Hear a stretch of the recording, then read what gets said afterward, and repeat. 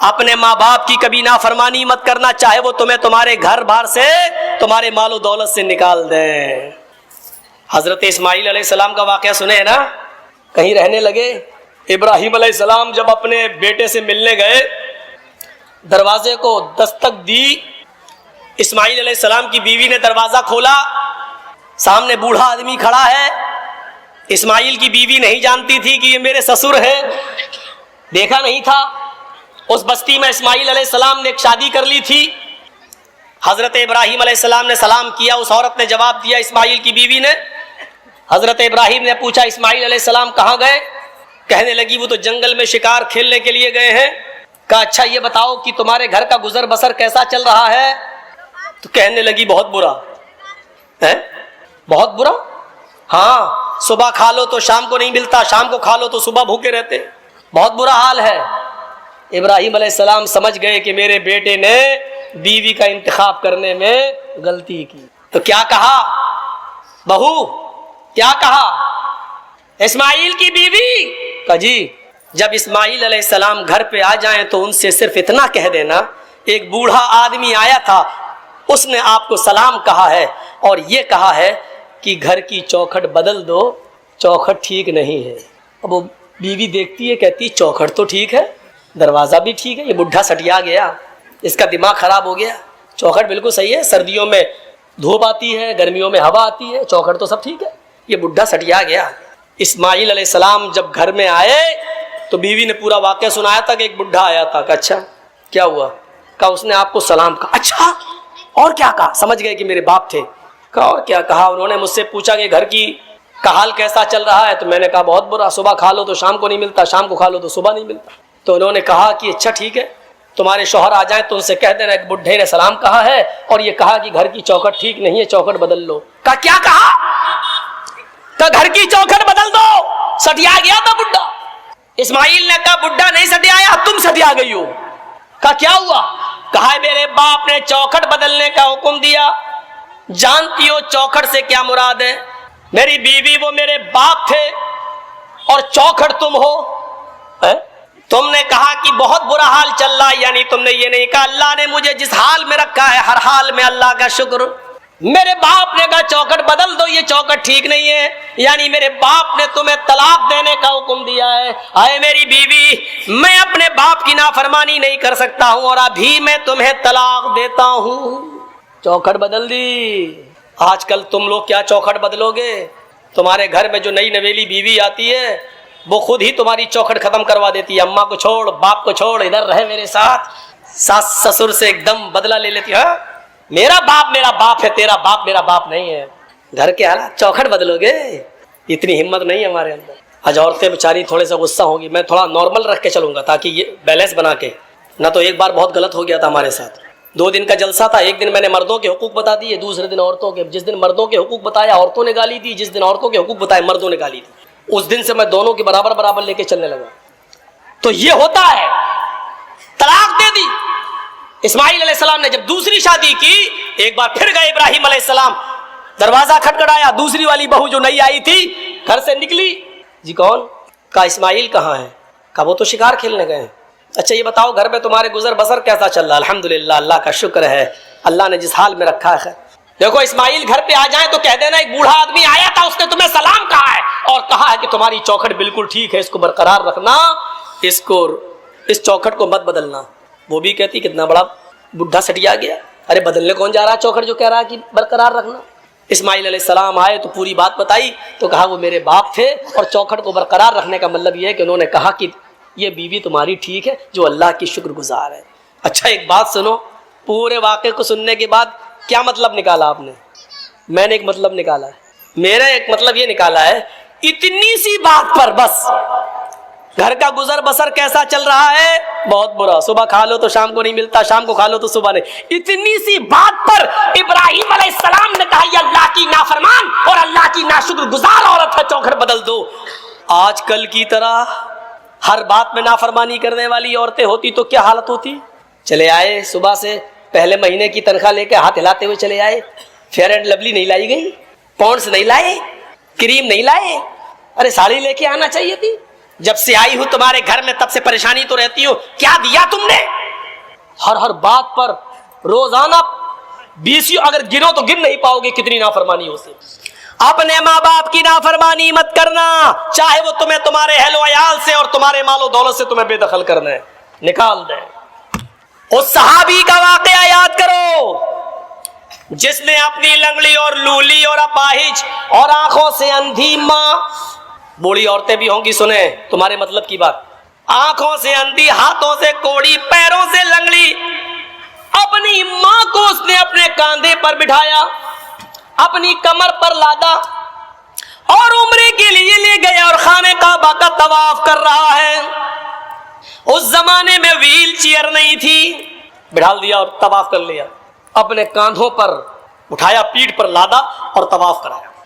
ایک چکر ہو گیا، 2 چکر ہو گیا، تیسرا چکر ہو گیا، چوتھا چکر ہو گیا، 5واں چکر ہو گیا، 6واں چکر پورا، اور 7واں چکر لگاتے لگاتے اس کی مٹھ بھیڑ حضرت عمر سے ہو گئی۔ 7ویں چکر میں عمر فاروق مل گئے۔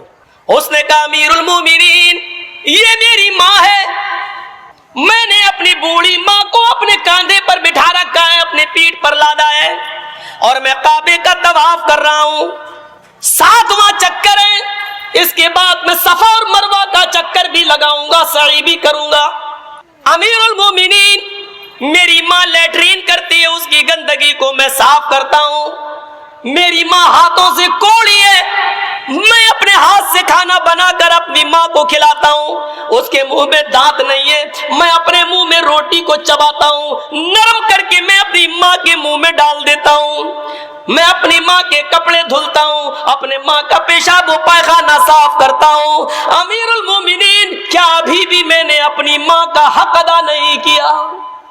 کیا اب بھی مجھ سے باز پرس ہوگی؟ کیا ابھی بھی میں نے اپنی ماں کا حق ادا نہیں کیا؟ حضرت عمر فرماتے ہیں آئے میرے دوست میں کیسے بتاؤں؟ اس نے کہا امیر المومنین سچ بتائیے، کیا ابھی بھی میں نے اپنی ماں کا حق ادا نہیں کیا؟ حضرت عمر کہتے ہیں نہیں۔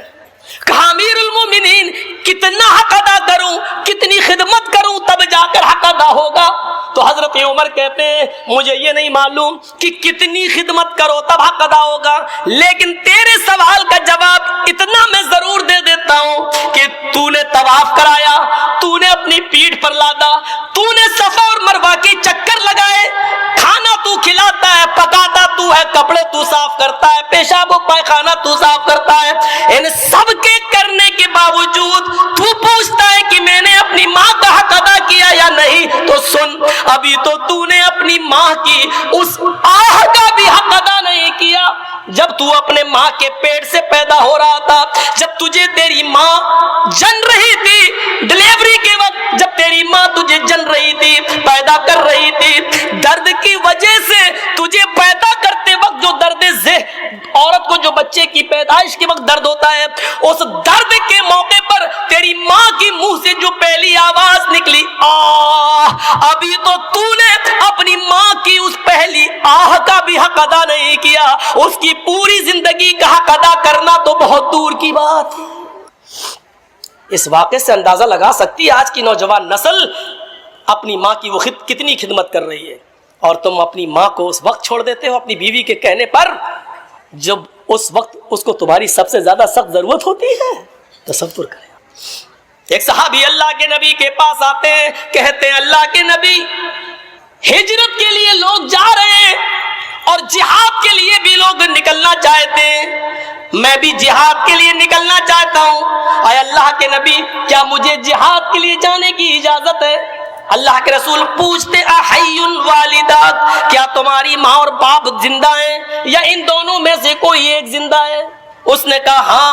آپ نے فرمایا تب تم جہاد کے لیے نہیں جا سکتے، جہاد سب سے بڑا اسلامی رکن، جہاد اسلام کا ایک شعار، جہاد اسلام کا ایک اہم فریضہ، جہاد اسلام کا ایک بڑا رکن میرے بھائیوں، لیکن اتنا بڑا رکن کہ اللہ کے نبی نے فرمایا کہ جو میدان جنگ میں قتل کر دیا جائے، کافر کے ہاتھ مارا جائے، اس کے خون کا پہلا قطرہ گرتے ہی گئی اللہ اس کے سارے گناہ معاف کر دیتا ہے.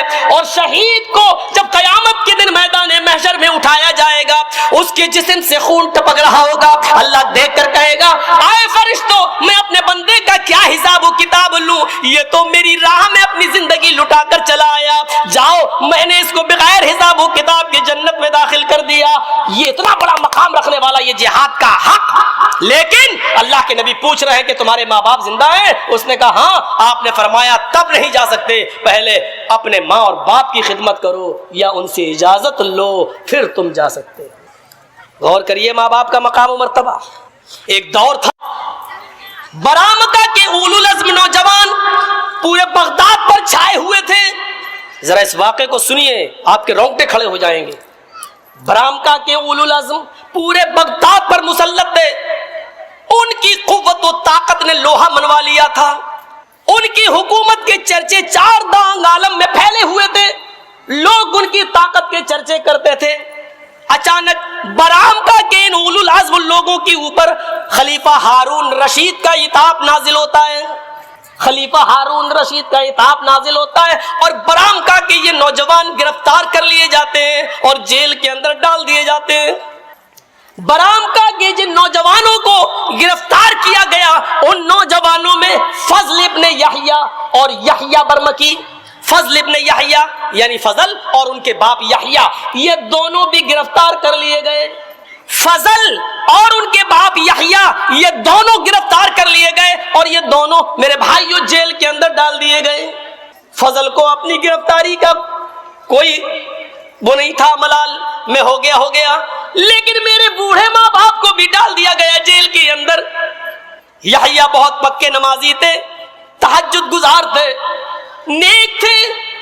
فضل ابن یحییٰ نے اپنے باپ کی حالت دیکھی, یا اللہ جیل کے اندر تو گرم پانی کا انتظام نہیں ہے اور ٹھنڈ کی ان راتوں میں صبح میرے باپ اٹھیں گے تو ان کو ٹھنڈے پانی سے وضو بنانا پڑے گا.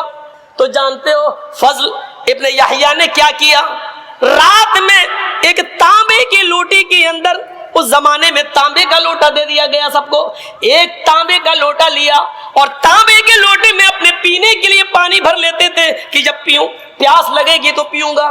لیکن فضل کا حال یہ تھا کہ وہ رات میں پانی پیتے نہیں تھے بلکہ رات بھر اس پانی کو کمبل اٹھا کر, گرم چادر اٹھا کر اس تانبے کے لوٹے کو اپنے پیٹ سے چپکا لیتے تھے کہ میرے پیٹ کی گرمی سے صبح فجر کی نماز کے وقت تک اس پانی میں تھوڑی سی گرمی آ جائے گی, کچھ تو گرم ہو جائے گا. اور اس گرم پانی کو وہ فجر کی نماز کے وقت اپنے باپ کو دے دیا کرتے تھے, اے ابو جان اس سے وضو بنائیے. میرے پیارے ساتھیوں غور کرو, علامہ یافعی نے اس واقعے کو اپنی کتاب میراث الجنان کے اندر نقل کیا ہے. آپ اندازہ لگا سکتے ہیں ایسے ایسے نوجوان گزرے جو اپنے باپ کے ٹھنڈے پانی سے وضو کرنے کو بھی یہ سمجھتے تھے کہ میرے باپ کو بخار نہ آ جائے, بیمار نہ ہو جائے, زکام نہ ہو جائے, تو وہ رات بھر اس تانبے کے لوٹے کو اپنے پیٹ سے چپکائے رہتے تھے تاکہ کچھ تو گرمی آ جائے گی اور میرے باپ کو کچھ تو گرم پانی ملے گا. میرے بھائیوں یہ تھی ماں باپ کی خدمت کرنے کا ایک طریقہ.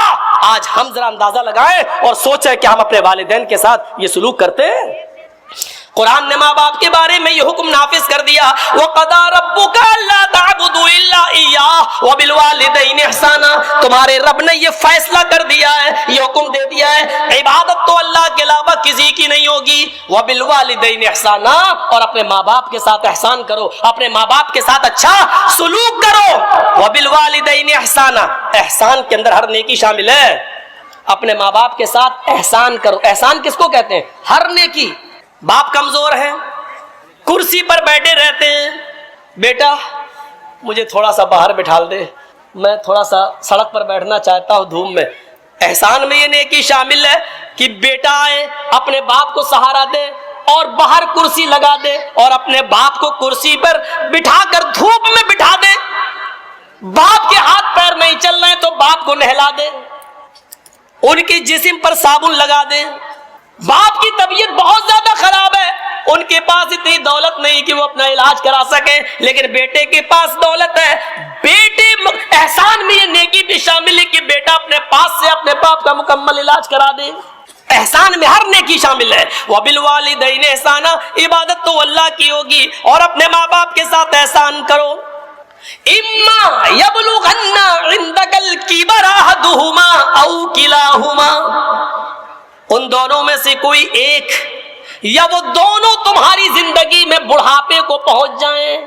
ماں باپ میں سے کوئی ایک یا دونوں تمہاری زندگی میں بڑھاپے کو پہنچ جائیں، فلا تقل لہما اف، تو تم ان سے اف بھی مت کرنا. اف، اف سمجھتے ہو؟ اف کا صحیح ترجمہ اگر کیا جائے اردو میں تو اس کا صحیح ہوگا یہ، ان سے اف بھی مت کرنا. اف کا مطلب جرجیس کے باپ بستر پر لیٹے ہیں، جرجیس صاحب نے دوا وا کھلا دی، ان کو پلا دیا اور اپنے باپ ہی کے پاس بیٹھے کمپیوٹر پہ چلا رہے ہیں. اتنے میں آواز دی، بیٹے جرجیس ایک گلاس پانی لے آؤ، اور میں بہت ضروری کام کر رہا ہوں اپنے بزنس کا. اب انہوں نے کہا بیٹا پانی چاہیے ایک گلاس، اور میری زبان سے نکلا اٹھے اور پانی لا کے دے دیا، پلا دیا، پانی تو پلا دیا. آبائی کرام کی طرف چہرہ کیا، مقتدیوں کی طرف، چاند جیسا چمکنے والا چہرہ آج مٹی سے سنا ہوا ہے، آج مٹی سے گردآلود ہے. صحابہ نے نبی اکرم کے چہرے پر لگی ہوئی مٹی کو دیکھا، آپ کے صحابہ کے آنکھوں میں آنسو آ گئے.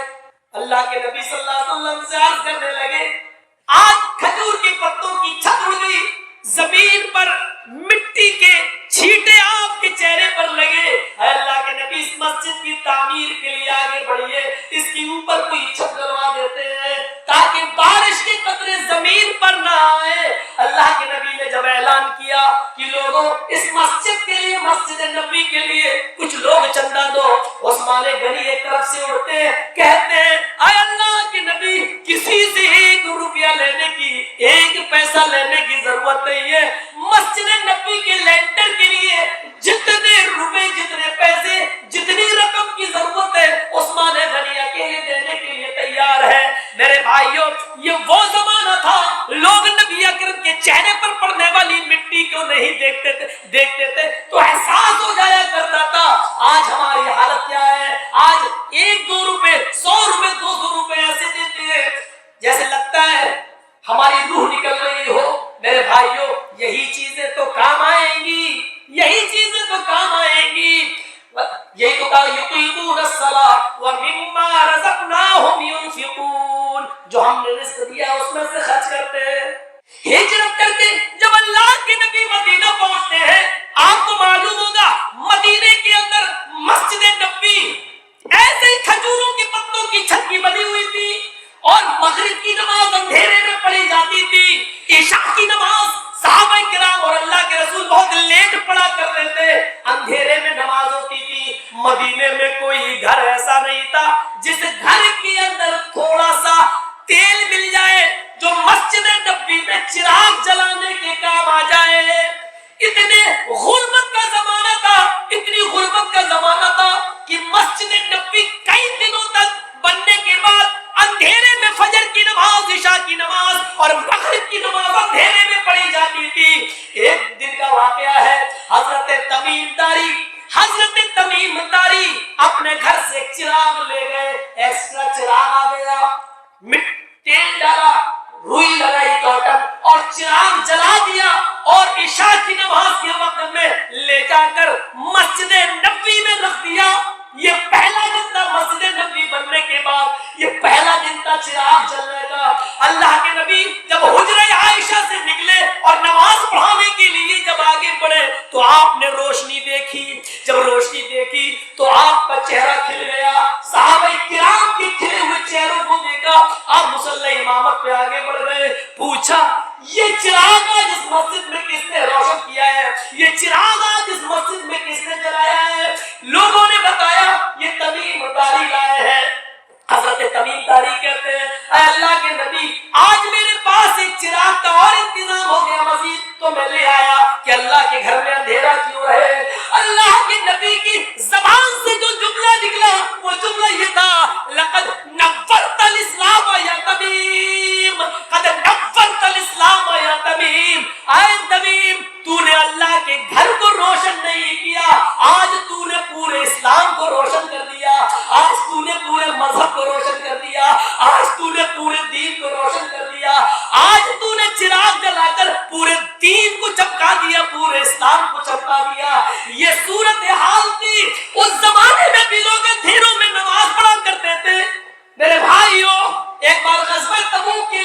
جب اونٹوں کی ضرورت پڑی تو اللہ کے نبی نے کہا کوئی ہے جو 100 اونٹ دے؟ عثمان غنی اٹھے کہ میں 100 دے رہا ہوں.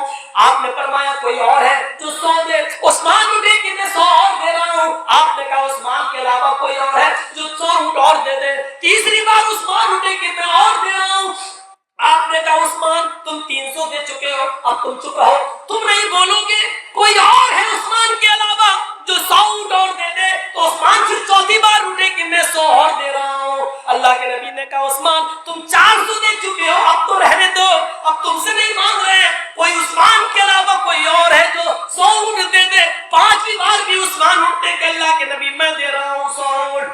آپ نے کہا عثمان اب تم سے نہیں کہتا. چھٹی بار بھی وہی اٹھے. آپ نے کہا عثمان اب رحم کرو، اب مت دو، تم 600 دے چکے ہو. ساتویں مرتبہ آپ نے دوسروں سے مانگا لیکن ساتویں بار بھی عثمان اٹھے.